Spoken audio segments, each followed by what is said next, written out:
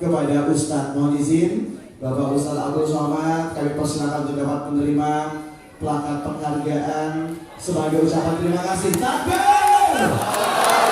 Takbir! Masya Allah, mohon diterima plakat penghargaan dari Pemuda Hijrah Kota Bau-Bau Ustadz.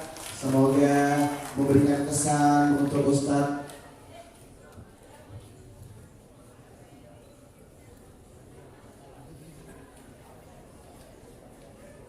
Iya, mohon izin Pak Ustadz, kami minta kesediaannya lagi untuk tetap berada di depan. Bapak akan menerima plakat dari pemerintah Kota Bau-Bau yang akan diberikan oleh Wali Kota Bau-Bau pada pagi hari ini sebagai ucapan terima kasih dan bentuk apresiasi atas kehadiran Bapak Ustadz di kota kami, di Kota Bau-Bau tercinta ini untuk memberikan sebuah dakwah dalam event tabligh akbar dan tentunya dalam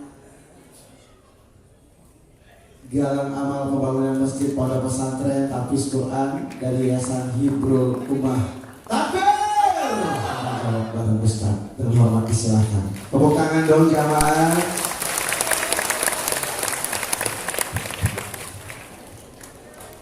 Bismillahirrahmanirrahim. Assalamualaikum warahmatullahi wabarakatuh.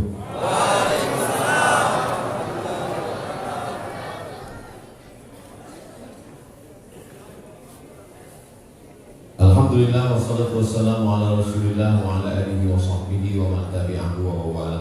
Ya, sama-sama kita hormati Bapak Wali Kota Bau-Bau beserta rombongan, para alim ulama, tokoh masyarakat, hadirin hadirat, jamaah semuanya insyaallah dimuliakan Allah Subhanahu wa taala. Ya, saya senang sekali pagi ini dibawa jalan-jalan ke 500 tahun yang lalu, Masjid Kesultanan Buton. Sampai di dalam saya dijelaskan Ustadz Somad, ini kayu-kayu ini tidak ada lantainya, sengaja disusun sedemikian rupa. Filosofinya adalah bahwa ini seperti tulang rangka manusia dan jumlahnya semua 313 sebanyak tulang sendi yang ada pada diri manusia. Jadi penuh dengan filosofi. Sebelum masuk ke dalam, saya melihat ada gentong isinya air, bahwa siapapun orangnya kalau dia masuk masjid dia mesti suci. Dia suci dengan berwudu, dia basuh mukanya, tangannya, kepala dia usap, telinga, kaki dia siram, dia bersihkan hati, pakaian, tempat, lalu dia datang menghadap Allah Subhanahu wa taala. Lalu kemudian semua perangkat pengurus masjid jumlahnya 20 orang. 20 itu adalah simbol dari sifat 20 yang disusun dalam akidah Ahlus Sunnah wal Jamaah, wujud, qidam, baqa, mukhalafatul hawadisi, qiyamu bi nafsi wahdaniyah, qudrat iradat, ilmun hayat, sama basar kalam. Sebelum sampai ke masjid yang megah di atas puncak, turun ke bawah kita akan melihat pemandangan yang begitu indah, maka kita mesti melewati dulu benteng yang pernah masuk dalam Guinness Book of Record, benteng terbesar di dunia. Sampai hari ini satu kecamatan. Saya pernah juga dibawa ke benteng, tapi tinggal puing-puingnya. Hari ini bentengnya masih utuh. Bagaimana 500 tahun yang lalu manusia-manusia bisa membangun benteng begitu kokoh. Hari ini saja orang peletakan batu pertama sekaligus batu terakhir. Ini bisa dibangun tembok sebesar ini. Kira-kira jadi orang Bau-Bau, jadi orang Kepulauan Buton bangga atau tidak? Bangga. Saya bangga akan saya ceritakan kepada anak cucu saya. Aku sudah sampai ke Bau-Bau di Kepulauan Buton, Kesultanan Buton. Mereka tidak hanya dapat dunia, tapi juga mereka dapat akhirat. Mereka punya istana, mereka punya benteng, tapi mereka tidak lupa membangun masjid. Ada orang yang bangun masjid sampai lupa bangun benteng, akhirnya musuh masuk kebobolan. Sibuk membangun benteng sampai tidak bangun masjid. Mereka dapat dua-duanya. Yang lebih parah generasi na'udzubillah, benteng tidak punya, masjid tidak punya.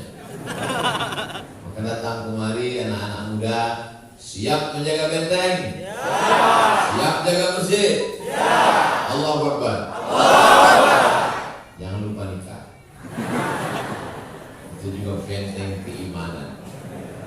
Lalu kemudian lama ngobrol dengan Pak Wali, banyak konflik terjadi ketika raja meninggal, terjadi perebutan. Kata anak yang berhak. Kata adik, kakak, keluarga, saudara kandung berhak. Itu tidak terjadi di Kesultanan Buton. Kenapa? Karena mereka punya satu majelis yang bermusyawarah untuk mengangkat sultan. Artinya apa? Persis ajaran Islam ada yang disebut dengan ahlul halli wal aqdi.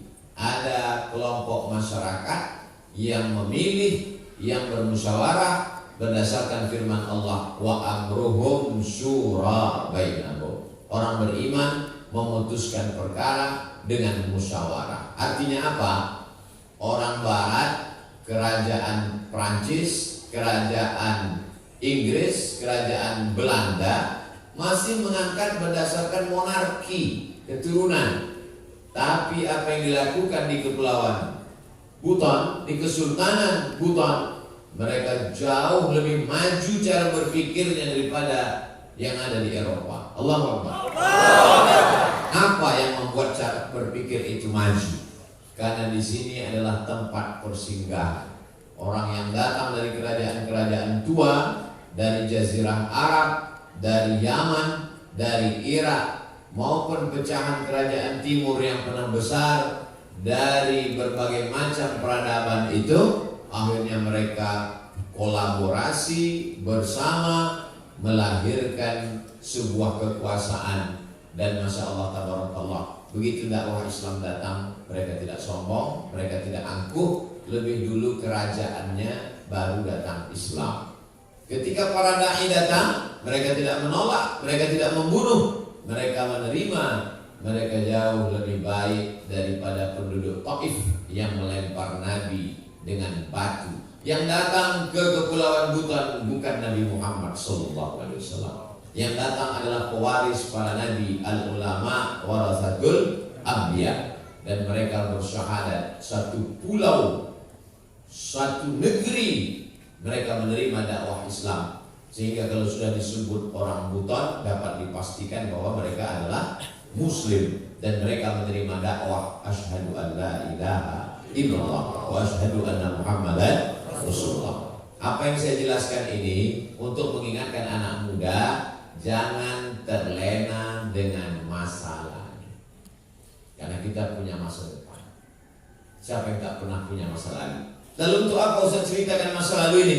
Ala kamru'un lam ya'rif qadrah. Orang celaka adalah orang yang tidak tahu siapa jati dirinya. Setiap anak Buton, dia mesti bisa bercerita bahwa kami adalah orang-orang yang punya peradaban, kami punya benteng, kami punya kesultanan, kami punya hukum, kami punya masjid, kami punya kebanggaan. Sampaikan itu ke anak cucu. Yang bisa menulis buku, tulis buku. Belum bisa nulis di buku, ambil status. Ambil status sudah ditulis, belum tersebar, isi paket. Menulislah supaya orang di masa akan datang tahu bahwa kau pernah hidup di masa lalu. Masa lalu itu mereka, masa depan itu kamu. Pada kesempatan ini saya diminta untuk menjawab beberapa pertanyaan. Assalamualaikum warahmatullahi wabarakatuh. Waalaikumsalam warahmatullahi wabarakatuh. Semoga Ustaz dan keluarga dirahmati Allah. Amin ya rabbal alamin. Mau tahu nih Tahlil kan mengingat kematian, betul. Haul juga mengingat kematian, betul. Tapi khusus para habaib, pertanyaannya, apa hukum keduanya? Apakah keduanya sama? Tahlil diambil dari la ilaha illallah. Namanya tahlil, la ilaha illallah, la ilaha illallah, la ilaha illallah. Itu namanya tahlil. Haul diambil dari hala yahulu haulan. Haul artinya 1 tahun. Makanya membayar zakat mesti ada nisab, berat minimal 85 gram emas, mesti ada haul, artinya sudah dipegang selama 1 tahun. Ada haul, ada nisab. Haul Habib Ali Zainal Abidin itu berarti sudah 1 tahun. Haul yang ke-25 berarti sudah 25 tahun. Apa bedanya dengan tahlil? Sama, isinya sama. Bedanya haul biasanya para habib, ulama besar, dan dalam haul itu biasanya dibacakan manaqib atau biografi. Kalau orang biasa, apa yang mau dibacakan? Dia tidak punya biografi. Lahir, minum kopi, tinggal. Tidak sempat punya sejarah dalam hidupnya. Tapi bukan berarti dia tidak mulia di hadapan Allah. Ini hanya penggunaan istilah. Namanya beda, tapi isinya sama. Biasanya isinya apa? Biasanya isinya 5. Yang pertama baca Quran. Yang kedua tahlil la ilaha illallah. Yang ketiga membacakan sejarah yang meninggal. Yang keempat silaturahim. Yang kelima doa. Sekarang kita kaji satu persatu. Yang pertama baca Quran. Apa hukum baca Quran? Baca Quran hukumnya wajib. Maka kalau ada orang meninggal dunia lalu kemudian dia membaca Al-Quran, yang dikirim itu adalah pahala bacaannya. La aqulu alif lam mim ha. Alif lam mim tidak dihitung 1 huruf. Walikulli harfin asyru amsalha. 1 huruf dibalas 10. Jadi kalau ada orang baca Yasin, Yasin berapa huruf? 20. Karena ya 1 huruf, sin 10 huruf, ya 20. Yasin. Kenapa Ustaz selalunya baca Yasin? Al-Baqarah kepanjangan. Yang paling bagus itu sebenarnya bukan baca sepotong-sepotong. Kata Imam An-Nawawi, wa in khatimul Quran, paling bagus sefatam Al-Quran. Sanggup 1 khatam 30 juz sendirian, mantap. Tidak sanggup, bagi 1 juz. Banyak Quran yang sudah dibagi 1 juz. Saya waktu ke Makkah umroh, saya beli 30 juz, tapi bisa dibagi 1 juz. Kalau tidak sanggup, baca Yasin. Yasin nggak sanggup, Al-Fatihah. Al-Fatihah pun nggak sanggup, laut dekat.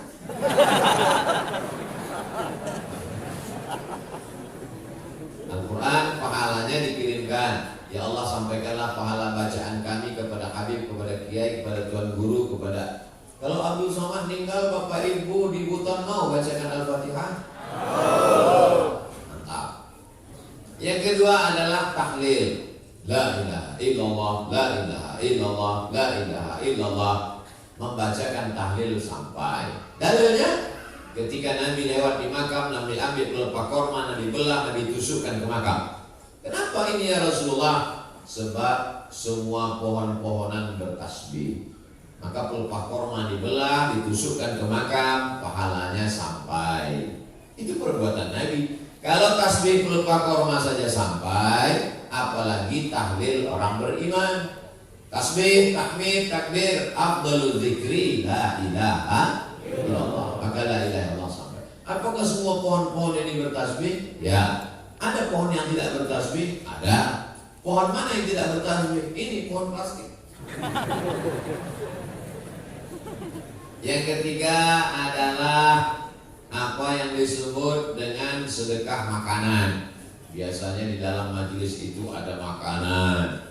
Orang biasanya tidak mau makan makanan waktu tahlil itu, khawatir itu adalah harta warisan yang belum dibagi.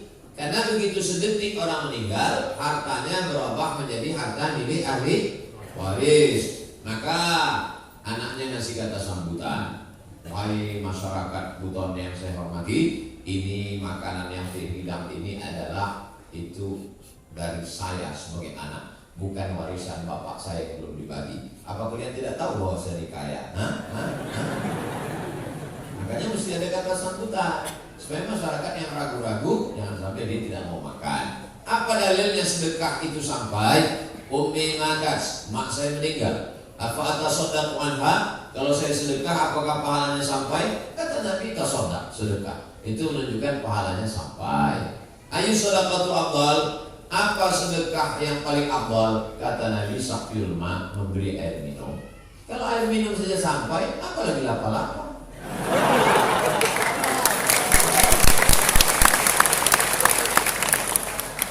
Kalau air minum saja sampai, apalagi barongko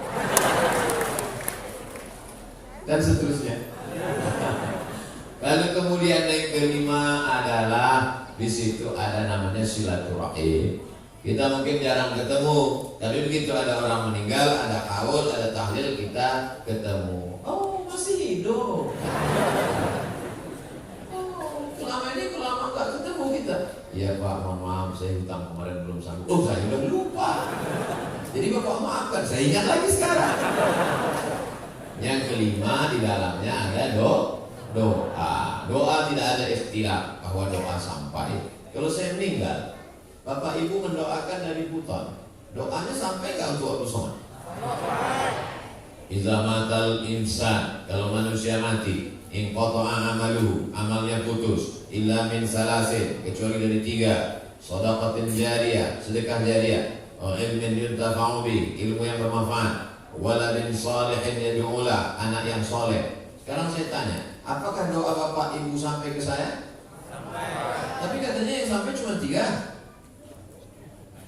Sekarang saya tanya, apakah doa Bapak Ibu sampai ke Abdul Somad?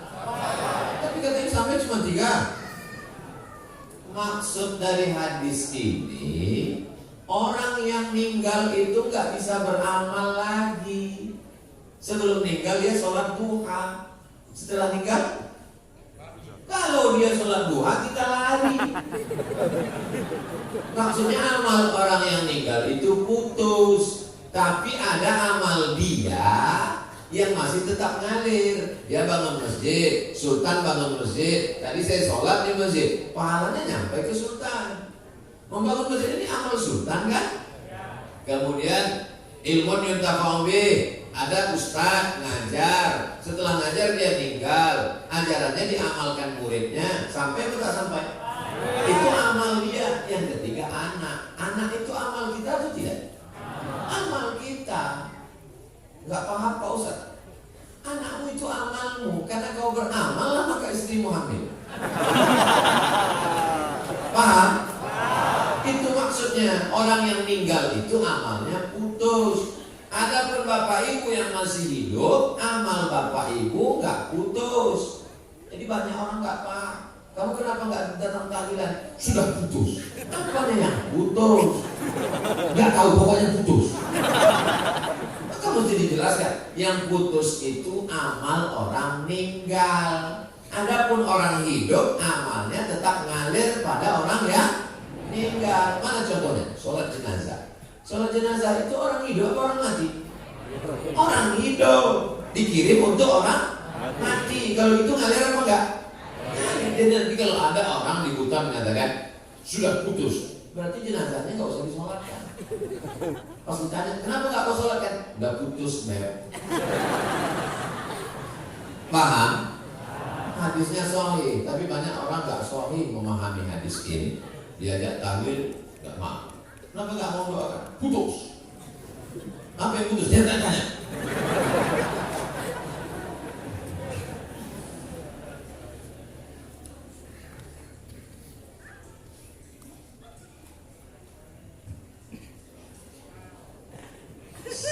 Bagaimana agar kita bisa menjadi pemimpin yang baik dan amanah? Ini namanya tuh Pak Wali.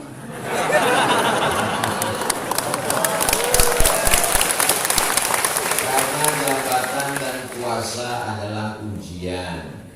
Banyak orang kalau meninggal katanya ujian. Kalau sakit katanya ujian. Kalau rugi katanya ujian. Kalau jadi wali kota ujian. Makanya Pak Wali nggak tinggal di rumah jabatan. Saya nggak mau tinggal di sini Pak Ustaz. Dulu saya tepuk tangan dulu. Saya nggak mau tinggal di sini Pak Ustaz. Kalau ada tamu saja di sini. Kenapa gitu Pak Wali? Karena kalau saya terlalu lama di sini saya lupa jalan keluar. Itu ucapan beliau. Artinya apa? Beliau tidak menganggap ini sebagai hadiah, tapi ini adalah amanah. Wa balawnahum bil hasanat. Kami uji mereka dengan yang enak-enak, wasayyi'at, dengan yang gak enak. Pak Ustaz, katanya ujian itu ada yang enak, ada yang gak enak. Saya kok gak enak, terus nasib kamu. Makanya kita disuruh beriman kepada takdir baik, takdir buruk. Kalau ada orang yang kaya, punya rumah mewah, punya mobil, itu ujian atau nikmat? Ujian. Dia sanggup gak bersyukur pada Allah. Kalau ada orang kebetulan miskin, susah, melarat, belum lahir bapak meninggal, pas lahir emak meninggal, itu ujian. Disuruh supaya bersabar. Kalau dapat nikmat syukur, kalau dapat yang tidak enak bersabar. Adapun orang yang diberikan jabatan, pakailah jabatan itu untuk menolong agama Allah. Sultan-sultan Kesultanan Buton diberikan Allah jabatan, dibangunnya benteng supaya Belanda tidak bisa menyerang, dibangunnya masjid supaya akidah kuat, diaturnya sistem syura supaya setelah meninggal tidak meninggalkan konflik orang kelahi rebutan kekuasaan. Akhirnya negeri aman dan damai, pahala mengalir. Buton baldatun thayyibatun wa rabbun ghafur. Anak-anak muda ini mudah-mudahan ada yang jadi gubernur, ada yang jadi presiden. Dengan jabatan itu kau akan menolong agama Allah. Allahu Akbar. Jikalau ada laki-laki yang gemulai tapi tidak merias wajahnya seperti perempuan, tidak menggunakan pakaian perempuan, dan tidak gay, apakah dia tetap mendapatkan dosa seperti bencong?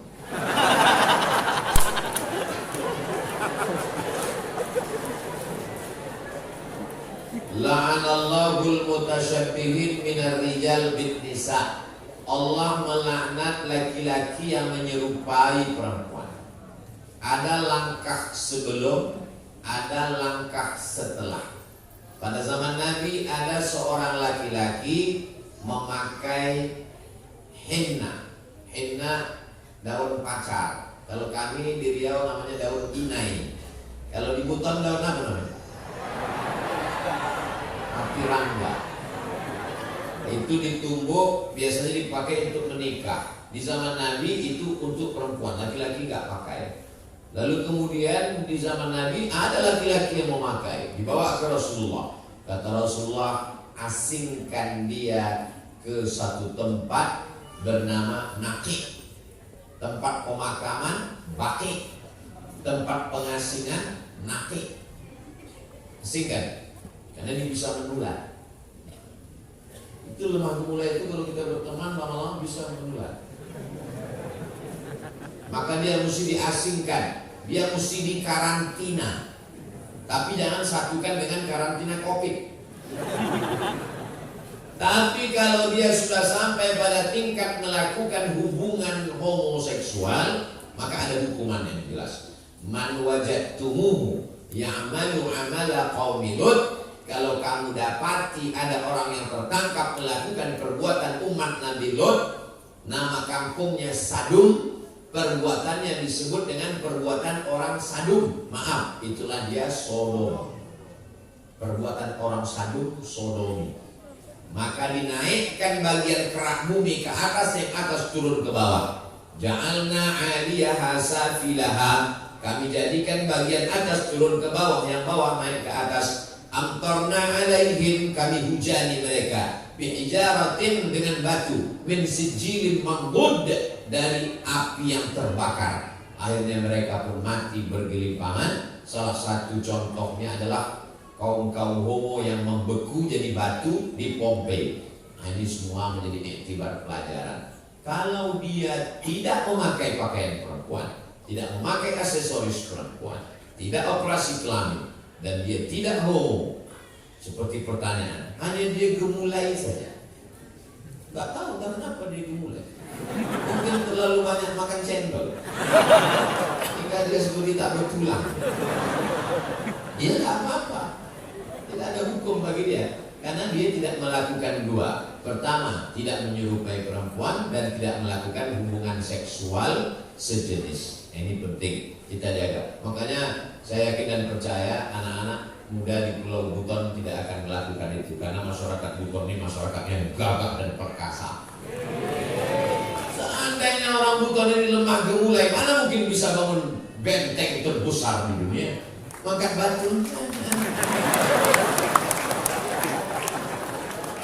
Jadi kalau ada yang lemah gemulai yang agak ada tandanya, bawa ke sini, suruh dia memperbaiki benteng-benteng udah roboh. Insya Allah hilang bencongnya.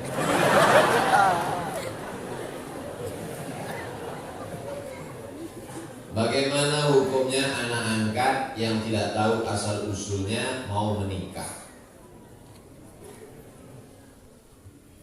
La nikaha illa biwaliyin. Perempuan tidak boleh nikah kecuali dengan wali. Walinya pertama ayah. Kalau nggak ada ayahnya kakek. Kalau tidak ada kakeknya paman, adik ayah. Kalau tidak abang ayah. Kalau tidak adik ayah laki-laki. Kalau tidak ada juga berarti yang pertama ayah, yang kedua kakek, yang ketiga abang laki-laki, yang keempat adik laki-laki, yang kelima abang ayah laki-laki, yang keenam adik ayah laki-laki. Kalau tidak ada walinya, dia ditemukan Pak Imam pulang dari masjid, tiba-tiba depan rumah ada kardus, dikasih namanya binti kardus. Maka waktu nikah walinya adalah fasultan waliyun man la waliyalah. Maka yang menikahkannya adalah sultan, sultan Kesultanan Buton. Sultanlah yang menikahkan. Lalu setelah Kesultanan Buton menggabungkan diri dengan Negara Kesatuan Republik Indonesia 1960, sultan tidak lagi ada kuasa, maka yang berkuasa adalah presiden. Presiden mengangkat menteri agama, menteri agama mengangkat kanwil provinsi, kanwil mengangkat kemenak kota, bau-bau kemenak kota mengangkat Pak Kua. Itulah makanya yang menikahkan itu adalah Pak Kua. Maka tidak ada di Indonesia ini Bu Kua, karena Kua perempuan tidak bisa menikahkan. Paham? Ini orang mesti mengerti gimana ceritanya kok Pak Kua bisa menikahkan. Itu asal usulnya adalah panjang ceritanya. Mau diulang lagi, habis waktu, tinggal diulang aja di video channel Ustadz Abdul Somad Official, subscribe. Anak angkat yang tidak tahu asal usulnya akan menikah, anaknya laki-laki, dan bagaimana cara mendoakannya Pak Ustadz? Kalau ada seorang anak laki-laki, dia tidak tahu ayahnya siapa, dia mau menikah, gak masalah, karena laki-laki tidak perlu wali. Lalu kemudian kalau ada seorang anak, ayahnya tidak tahu dia bagaimana mendoakannya? Maka dia berdoa kepada Allah tetap seperti kita yang ayahnya tahu namanya. Rabbighfirli wali walidayya warhamhuma kama rabbayani shaghira. Karena dia tak tahu. Jadi kalau dia nanti mau kita doakan, siapa namanya? Nama dia Abdul Somad. Ayahnya kita tak tahu. Bin Abdillah, anak hamba Allah. Kita husnuzan bahwa ayahnya itu adalah hamba Allah. Dan di dunia ini kecuali Nabi Adam dan Nabi Isa, setiap manusia pasti ada ayah dan ibunya. Mohon maaf, ada di Pulau Buton yang nggak ada ayah, nggak ada ibunya. Cuman nggak tahu bahwa mereka ada. Apakah karena kita tidak tahu lalu mereka tidak ada? Kita tidak tahu, tapi mereka ada. Ada satu lagi Pak Ustadz yang nggak ada ayah